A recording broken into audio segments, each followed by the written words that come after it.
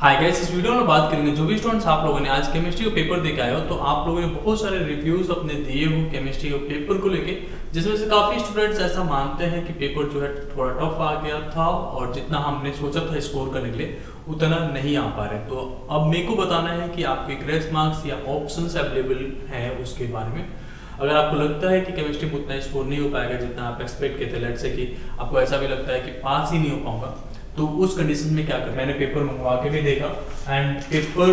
तो है, मतलब अगर ऑल इंडिया की बात करें या दिल्ली रीजन की बात करें तो दिल्ली रीजन के पेपर जो है हमेशा से थोड़ा टफ रहा है, बट इस बार जो है ऑल इंडिया लेवल का जो पेपर था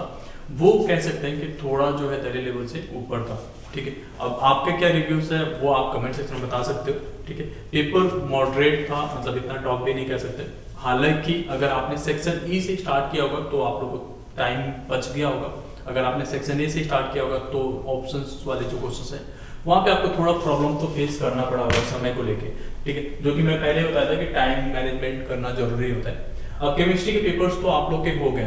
अब जो भी आपके दिमाग में है ना कि केमिस्ट्री पेपर्स में कितने मार्क्स आ रहे हैं वो सब भूल जाओ, आगे के पेपर्स में फोकस करना है। ठीक है, अब कुछ ऑप्शंस हो सकते हैं, जैसे लेट्स से कि आपने इस बार बोर्ड एग्जाम दिया और आपकी केमिस्ट्री में जो है 33% जो होना चाहिए, 23 मार्क्स होता है और 70 का, तो 23 मार्क्स से भी कम आता है तो आपके पास जो है ऑप्शन रहता है कि आप जो है वापस से 33% से कम, मतलब कि आप कंपार्टमेंट में आ रहे हो तो कंपार्टमेंट का चांस रहता है, 2 चांस 3 चांस मिलते हैं कंपार्टमेंट के लिए। तो फर्स्ट चांस आपका जुलाई में हो जाएगा तो उसमें आप क्लियर हो जाओगे। लेकिन अगर आपने एक्सपेक्ट कर रखा था कि 70 में से मेरे 65 या 60 के आसपास आ रहा है, बट अभी जो आ रहा है वो आ रहा है मान लो आपके 35 या 40 के आसपास, तो इस केसेस में क्या होगा, अगर केमिस्ट्री में ही केवल आपका स्कोर कम आ रहा है किसी भी रीजन से, तो वो आप जो है केवल इसका इम्प्रूवमेंट में अप्लाई कर पाते हो। ठीक है, मतलब इम्प्रूवमेंट पे होता है जुलाई में, तो एक सब्जेक्ट का इम्प्रूवमेंट अवेलेबल रहता है। ये उन बच्चों के लिए जो इस बार बोर्ड एग्जाम दे रहे हैं। ठीक है, अगर आप ऑलरेडी कंपार्टमेंट केमिस्ट्री में दे रहे हो और फिर लग रहा है कि कंपार्टमेंट लग जाएगा तो आपके पास थर्ड चांस रहता है इन्हीं बच्चों के साथ देने के लिए। ठीक है, तो ये सारे ऑप्शंस अवेलेबल हो जाते हैं। इवन तो केमिस्ट्री का पेपर जो होता है ना, सभी स्टूडेंट्स को लगता है कि मेरा जो है केमिस्ट्री में कम नंबर आएगा, लेकिन सारे सब्जेक्ट से ज़्यादा केमिस्ट्री में आ जाता है, तो उसको लेके मत रखना। अगर केमिस्ट्री को लेके रहोगे ना तो बाकी सब्जेक्ट्स में भी आपके नंबर रिड्यूस हो सकते हैं। आप में से बहुत सारे स्टूडेंट्स ऐसे भी होंगे जो केमिस्ट्री का पेपर छोड़ दिए होंगे और आप अभी ऑप्शंस के बारे में सोच रहे होंगे, तो आप लोग के पास ऑप्शंस रहता है कि ये कंपार्टमेंट का पेपर आप दे देंगे। ठीक है, इनकेस अगर आपने इंप्रूवमेंट के लिए अप्लाई किया था, इस बार आप इंप्रूवमेंट दे रहे थे एक सब्जेक्ट के लिए, 2 सब्जेक्ट के लिए, सारे सब्जेक्ट के लिए,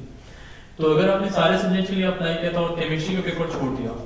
तो उस केस में तो आप ये इंप्रूवमेंट देने का कोई मतलब नहीं बनता है। बट अगर आपने 1 या 2 सब्जेक्ट्स के लिए इंप्रूवमेंट दे रहे हो या 4 सब्जेक्ट तक का इंप्रूवमेंट दे रहे हो, उस केस में कोई एक भी सब्जेक्ट छोड़ देते हो या 2 सब्जेक्ट छोड़ देते हो, तो बाकी के जो मार्क्स रहते हैं, बाकी के जो सब्जेक्ट्स रहते हैं उसके मार्क्स कंसिडर होंगे और जो छोड़ दिए हो उसका जो मार्क्स कंसिडरेशन होगा वो पिछले वाले मार्क्स से हो जाता है। ठीक है, तो ये सारे जो है ऑप्शन से अवेलेबल हो जाता है आप लोग को इस समय पे। तो अभी के लिए आपको बस एक ही चीज ध्यान रखना है कि पेपर कैसा भी हो गया अभी का, तो अब पास्ट में जाकर हम चेंज तो कर नहीं सकते कुछ भी, तो जो आगे आने वाले पेपर्स हैं उस पर हम ज्यादा फोकस करेंगे सो दैट कि उसमें अच्छा स्कोर। बस एक चीज का ध्यान रखना कि जो आप लोग की बोर्ड की कॉपी चेकिंग होती है वो स्टेप मार्किंग के हिसाब से होता है, तो अगर आपने स्टेप्स को फॉलो करके अपने जो भी पेपर्स अटेम्प्ट किए हैं तो आप लोग के मार्क्स अच्छे आएंगे। जितना हम सोचते हैं ना, जो हमारी मार्क्स के कैलकुलेशन होते हैं वो तो एग्जैक्ट फिगर होता है ना कि मैंने 30 नंबर का ही करके आया,